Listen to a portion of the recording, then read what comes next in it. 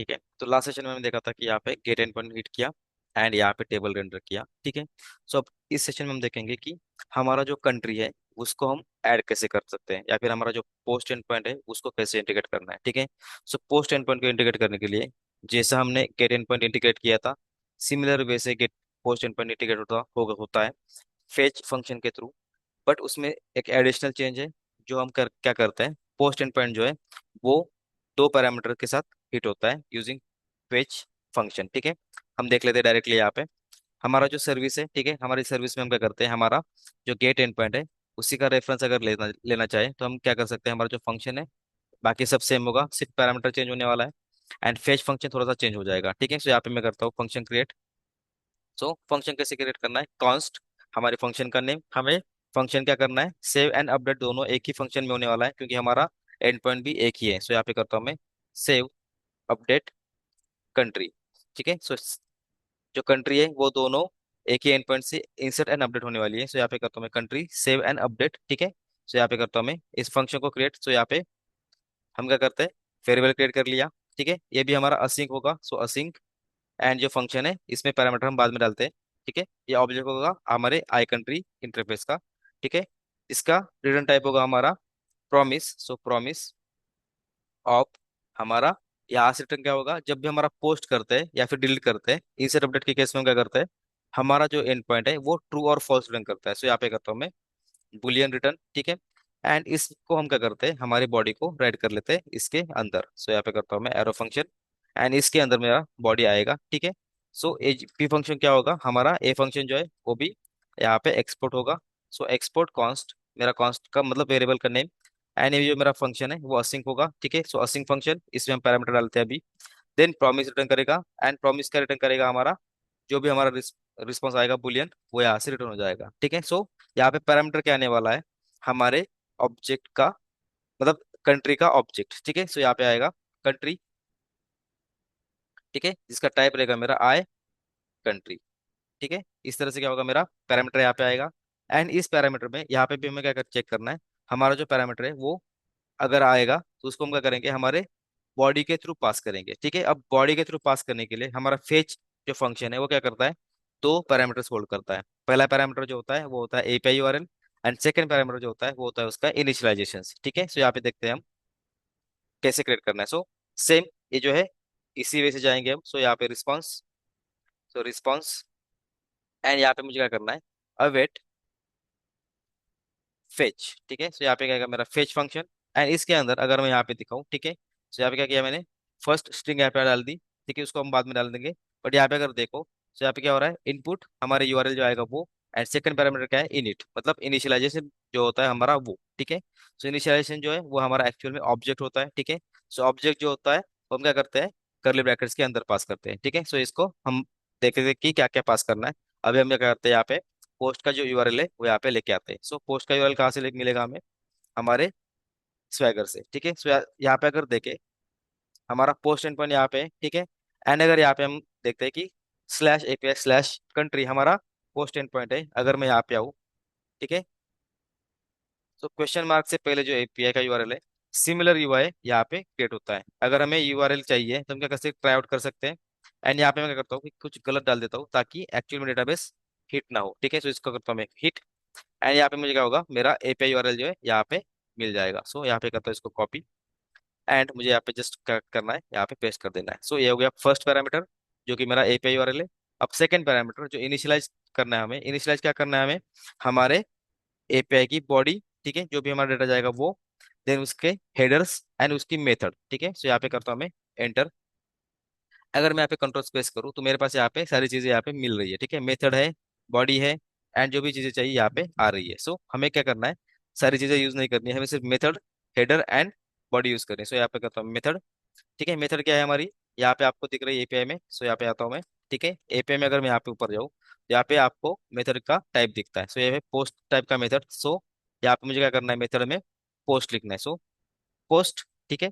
Then second parameter मेरा क्या आएगा, हेडर, ठीक है। हेडर भी इटसेल्फ क्या होता है, एक ऑब्जेक्ट होता है। सो यहाँ पे क्या करेंगे हम, हेडर को ऑब्जेक्ट पास करेंगे एंड इस ऑब्जेक्ट जो होगा वो क्या होगा, सिर्फ एक ऑब्जेक्ट जाएगा, इसमें एक पैरामीटर जाएगा, वो है हमारा कंटेंट टाइप। सो यहाँ पे करता हूँ मैं कंटेंट कंटेंट डैश टाइप, ठीक है।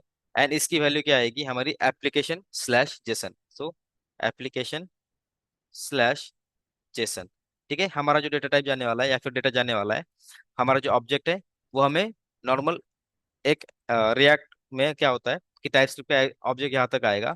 बट हमें क्या करना है, हमें जब बॉडी को पास करना है उसको एज अ जेसन ऑब्जेक्ट या फिर जेसन स्ट्रिंग पास करना है, इसलिए हम यहाँ पे क्या कर रहे हैं, कंटेंट टाइप को सेट कर रहे हैं, ठीक है। देन लास्ट पैरामीटर है हमारा बॉडी, ठीक है। अब बॉडी में डायरेक्ट हम कंट्री को पास नहीं कर सकते, देखते हैं क्या एरर आता है, ठीक है। सो इसको मैं यहाँ पे पेस्ट करता हूँ। सो यहाँ पे क्या करेगा वो, I country is not assignable to body init और नल और अनडिफाइंड, ठीक है। सो बॉडी इनिट मतलब क्या होता है कि हमारा एक स्ट्रिंग होता है या फिर जेसन ऑब्जेक्ट होता है, वो हमें यहाँ पे पास करना होता है, ठीक है। सो जेसन ऑब्जेक्ट में इसको कन्वर्ट करना होगा हमारे इस कंट्री के ऑब्जेक्ट को। सो कैसे कन्वर्ट कर किया जाता है इसको, जेसन डॉट स्ट्रिंगिफाई का यूज करके, जो कि हम नॉर्मल अगर एपीआई अगर यूज करते हैं, ठीक है, जिसके हम एजेक्स कॉल यूज करते हैं। सो एजेक्स कॉल में हम क्या करते हैं, कोई भी अगर बॉडी आती है, एजेक्स कॉल में हम क्या करते हैं, हमारा डेटा कन्वर्ट करते हैं जेसन डॉट स्ट्रिंगिफाई से। सिमिलर वे से हम यहाँ पे करते हैं जेसन डॉट स्ट्रिंगिफाई यूज, ठीक है। सो जेसन डॉट स्ट्रिंगिफाई, ठीक है। यहाँ पे क्या करना है, हमें हमारा ऑब्जेक्ट पास कर देना है। सो यह क्या करेगा, हमारा जो ऑब्जेक्ट है वो कन्वर्ट करेगा स्ट्रिंगिफाई में, मतलब स्ट्रिंग करेगा उसको जेसन स्ट्रिंग में, एंड बॉडी उसको एक्सेप्ट कर लेगी, ठीक है। सो इसको इस तरह से राइट करना है पोस्ट एंड पॉइंट को। सो ये इंटीग्रेशन यहाँ पे हो गया। अब हमें चेक करना है कि रिस्पॉन्स सक्सेस आया या फेल आया, इसके अकॉर्डिंग जो हमने यहाँ पे लिखा है सिमिलर वे से यहाँ पे लिखना है, ठीक है। सो हमें क्या करना है, रिस्पॉन्स चेक करना है। रिस्पॉन्स अगर ट्रू आता है, ठीक है, अगर ट्रू आया यानी कि ओके आया, तो हम क्या करेंगे, इसको हमारे एपीआई रिस्पॉन्स के ऑब्जेक्ट में रीड करेंगे। सो यहाँ पे इफ मतलब सिमिलर वे जो हमने ऊपर गेट में किया था, सेम होगा सब कुछ। सो यहाँ पे आएगा रिस्पॉन्स डॉट ओके अगर है, ठीक है, तो हमें क्या करना है, हमारा जो डेटा है वो रीड करना है हमारे इस रिस्पॉन्स से। सो कॉन्स्ट डेटा, ठीक है, इसका टाइप रहेगा मेरा आई एपीआई रिस्पॉन्स, ठीक है। एंड एपीआई रिस्पॉन्स में भी क्या रीड करने वाले हैं हम, आई कंट्री, ठीक है। सो आई कंट्री यहाँ पे डाल सकते हैं, ठीक है। सो अभी के लिए हम क्या करते हैं, यहाँ पे हमारा जो आई कंट्री है वो आएगा, एंड हम क्या करेंगे उसको रीड कर पाएंगे। सो यहाँ पे मैं करता हूँ आई कंट्री, ठीक है। देन इसमें हमें करना है, हमारा जो रिस्पॉन्स है वो कन्वर्ट करना है जेसन फंक्शन के थ्रू, जैसा ऊपर किया था। So is equal to await हमारा रिस्पॉन्स डॉट जेसन फंक्शन, ठीक है।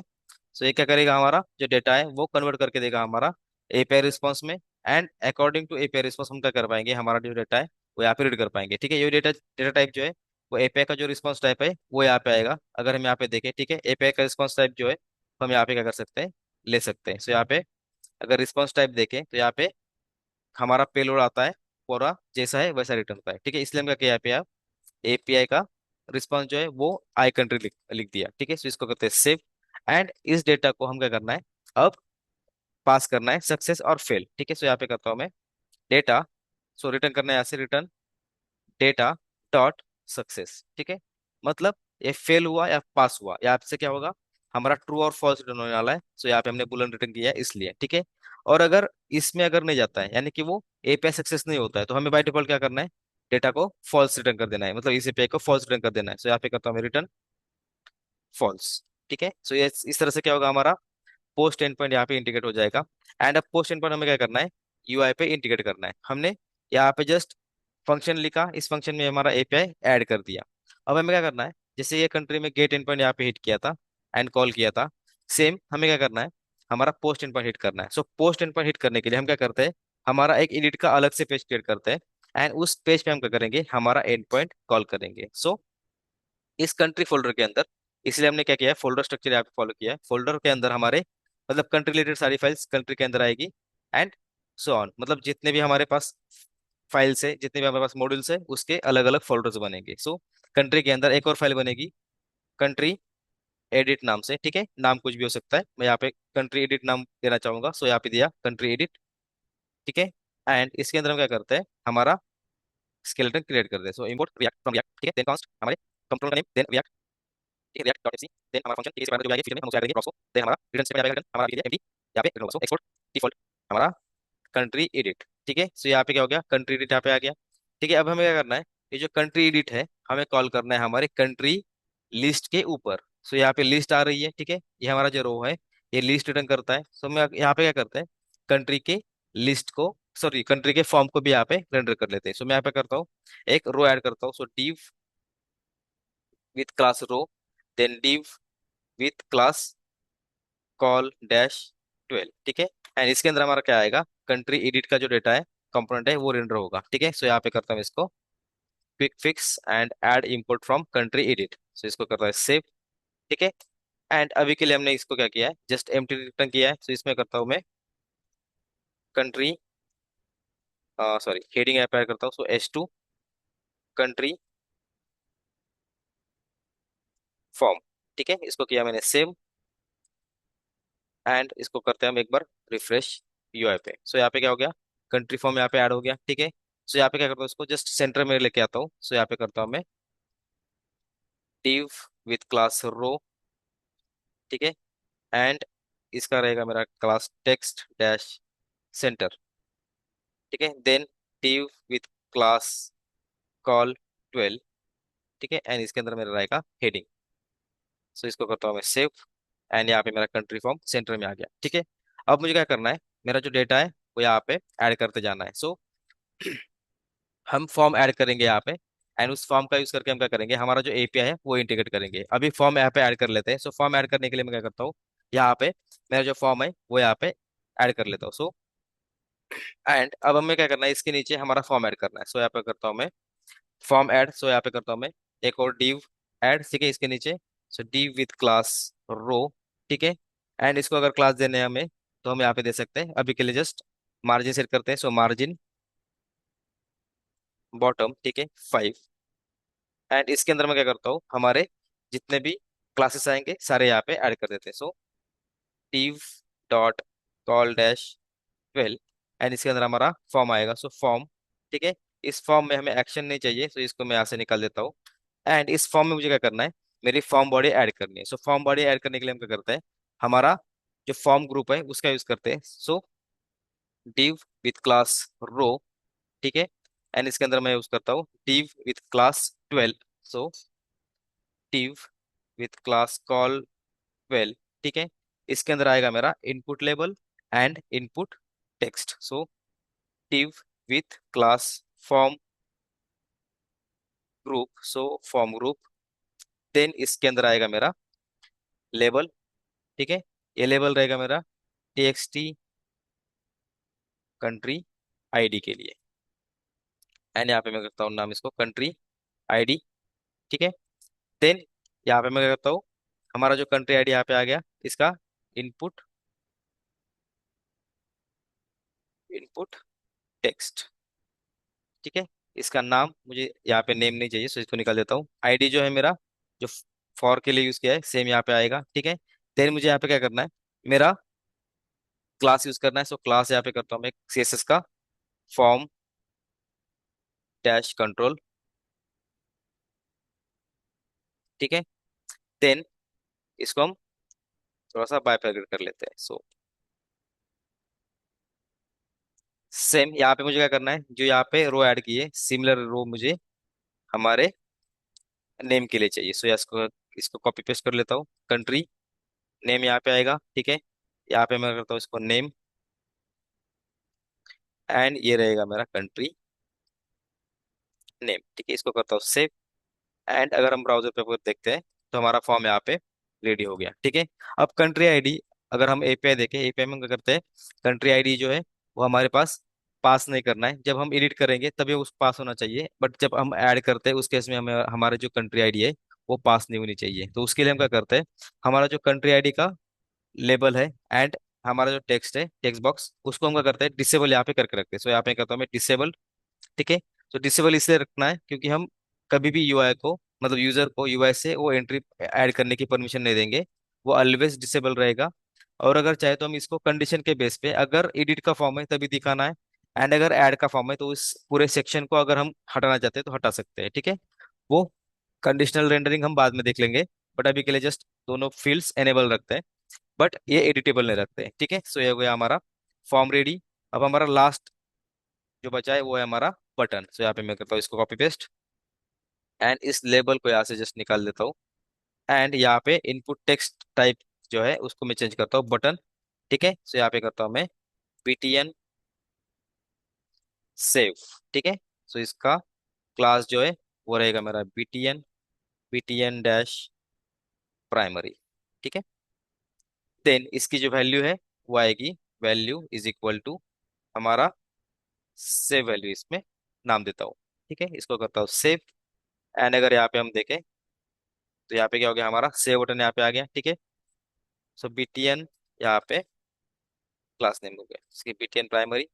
इसको करता हूँ सेव, यहाँ पे मेरा बटन आ गया, यहाँ पे मेरा फील्ड आ गया, ठीक है। तो इस तरह से क्या होगा, मेरा पूरा डेटा यहाँ पे बाइंड हो जाएगा। अब यहाँ पे जो हमने फॉर्म क्रिएट किया है, ठीक है, इस फॉर्म को अगर मुझे सेव करवाना है, ठीक है।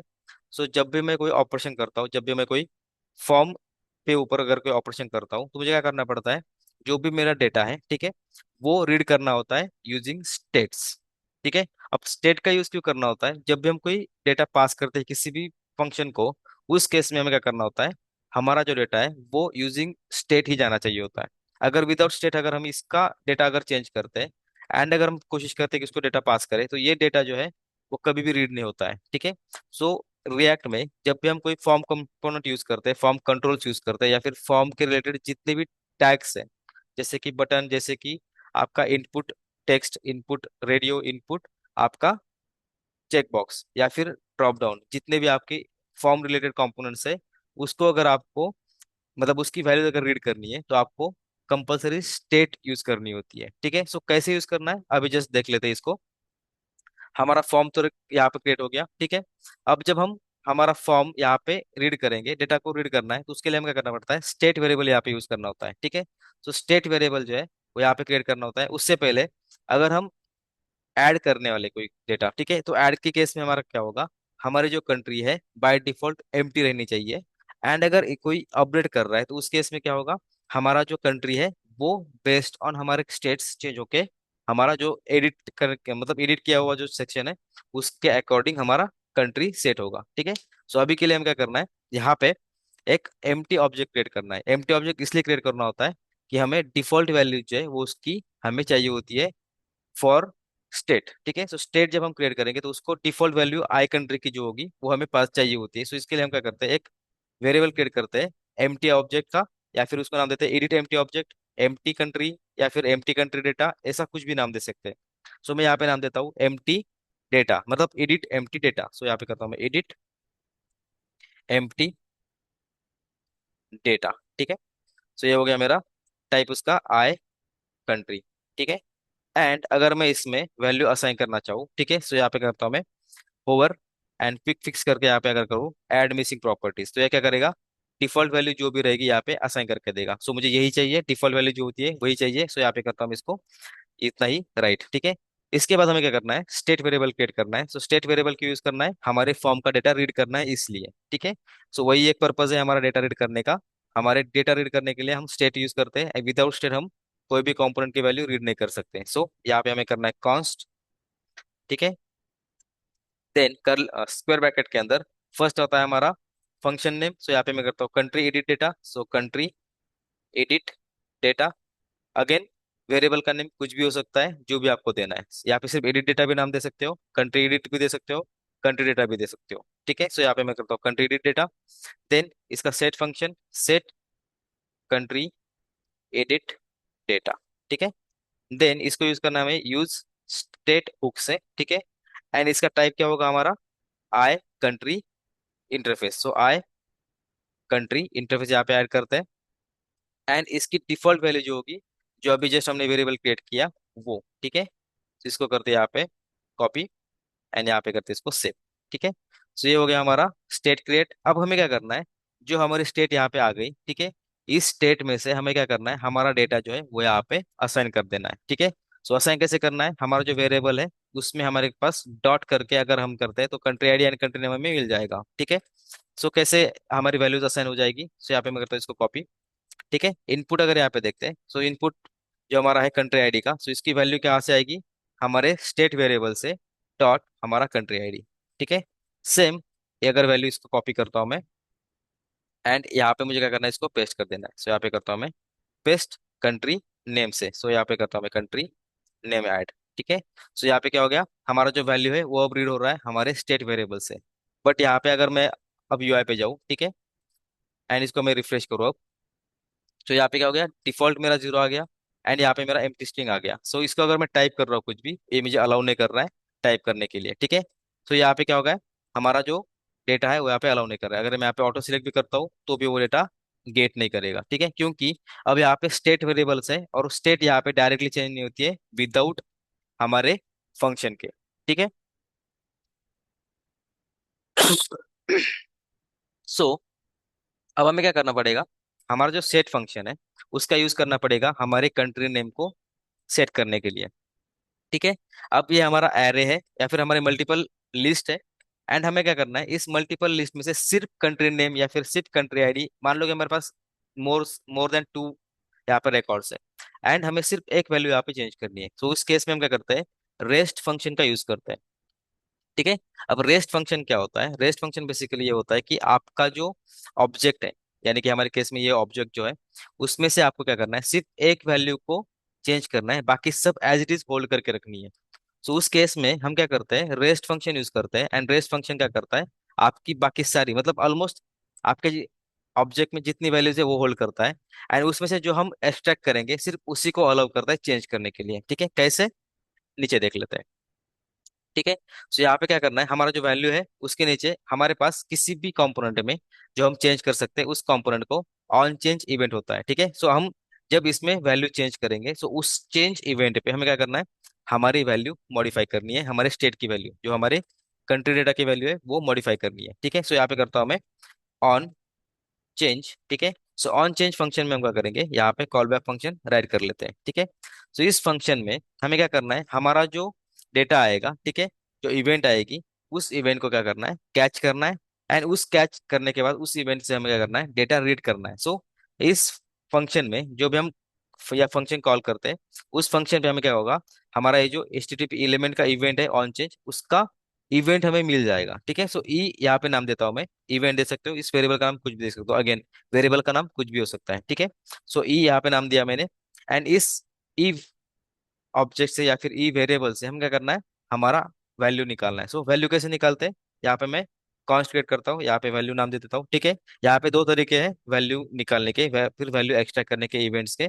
सो यहाँ पे मैं करता हूँ value is equal to e dot target, ठीक है। सो टारगेट के अंदर हमारी वैल्यू होती है, सो यहाँ पे अगर मैं टाइप करूँ वैल्यू, सो यहाँ पे मुझे वैल्यू मिल जाएगी, ठीक है। ये एक वे है, एंड अनदर वे है, मैं इसको कमेंट करता हूँ, एंड अनदर वे यहाँ पे नीचे लिखता हूँ, ठीक है। सो यहाँ पे करता हूँ इसको कमेंट, ठीक है।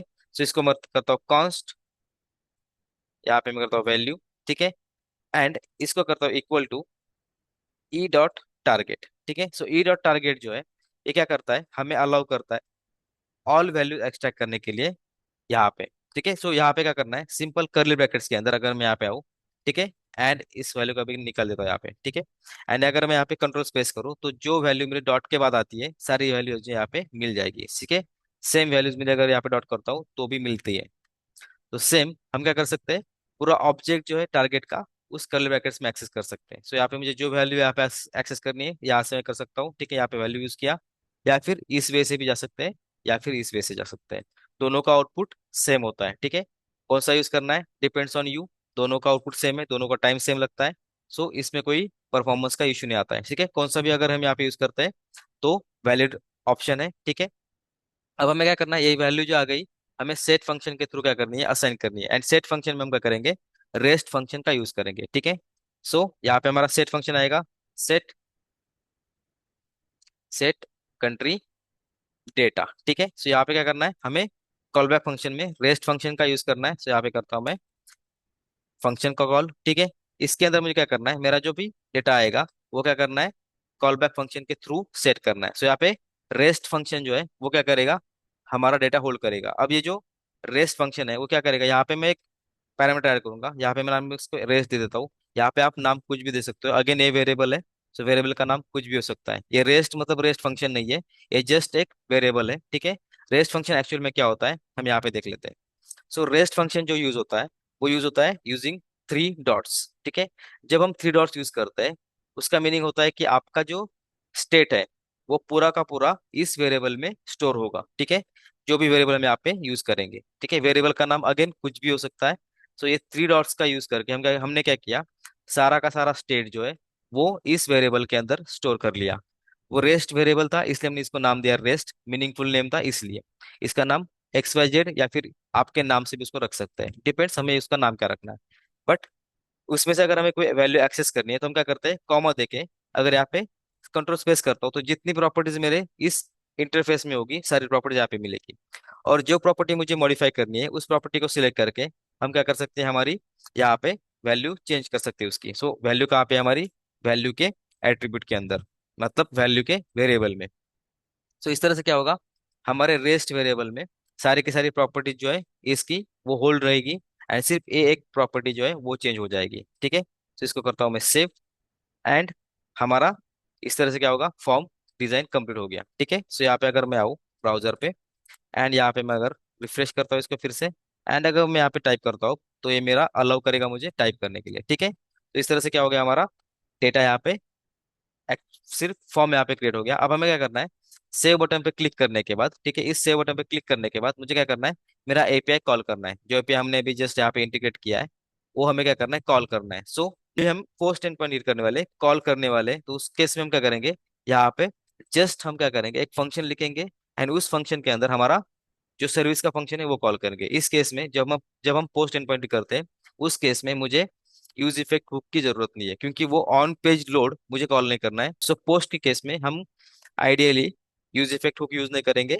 सिर्फ डायरेक्टली फंक्शन के थ्रू यूज करेंगे। सो यहाँ पे मैं एक फंक्शन लिख लेता हूँ। सो कॉन्स्ट, ये जो कॉन्स्ट है वो क्या होगा, मैं इसको नाम देता हूँ पोस्ट कंट्री, नाम कुछ भी हो सकता है, हमारा फंक्शन है सो कुछ भी नाम दे सकते हैं। सो यहाँ पे मैं करता हूँ पोस्ट कंट्री। ठीक है, एंड ये क्या करेगा, मुझे फंक्शन जस्ट एक नॉर्मल फंक्शन कॉल करना है, बट यहाँ पे क्या करना है, जैसे कि हमारा गेट एंड पॉइंट था, हमने असिंक असिंक का फंक्शन क्रिएट किया था यूज इफेक्ट के अंदर, ये यूज इफेक्ट के अंदर का जो फंक्शन है उसका ही रिप्लिका होगा।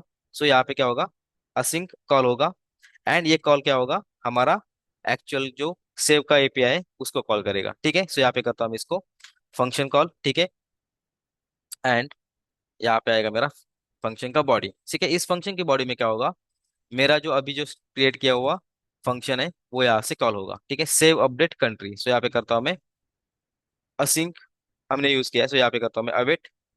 ठीक है, अवेट, मुझे क्या करना है, सेव अपडेट कंट्री। ठीक है, एंड इसके के अंदर मुझे क्या जाना है, मतलब ये जो कंट्री है इसके अंदर मुझे मेरा क्या जाएगा, ये जो डेटा है वो डेटा पास होगा। सो जो मेरा फाइनली डेटा चेंज होगा वो क्या होगा, इसके अंदर जाएगा, एंड देन मैं क्या करूंगा, मेरा जो डेटा है वो कॉल कर पाऊंगा। सो इसको करता हूँ मैं सेव।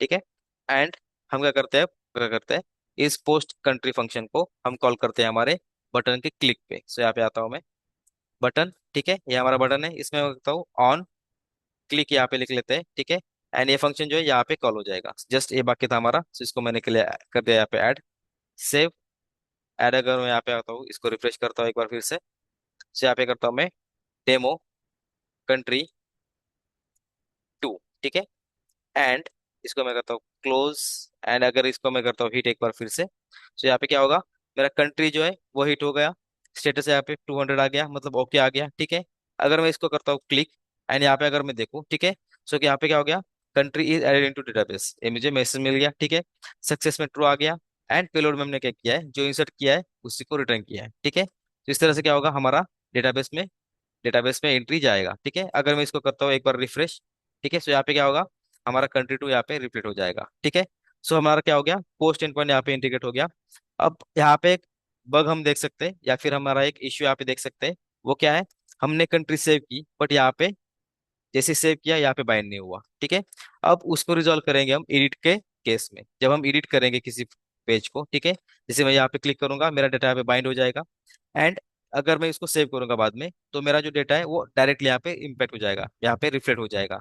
सेम मेरा सेव के केस में भी, जो सेव एंड अपडेट दोनों के केस में यहाँ क्या होगा, हमारा टेबल रिफ्रेश हो जाएगा ऑन सेव बटन। ठीक है, सो हम देखेंगे एडिट के केस में, एडिट के सेशन में, तो यहाँ तक सिर्फ हमने क्या किया है, हमारा गेट एंड पॉइंट हिट किया and post and point hit किया। ठीक है, सो यहाँ पे हम पोस्ट एंड पॉइंट को हिट करते हैं।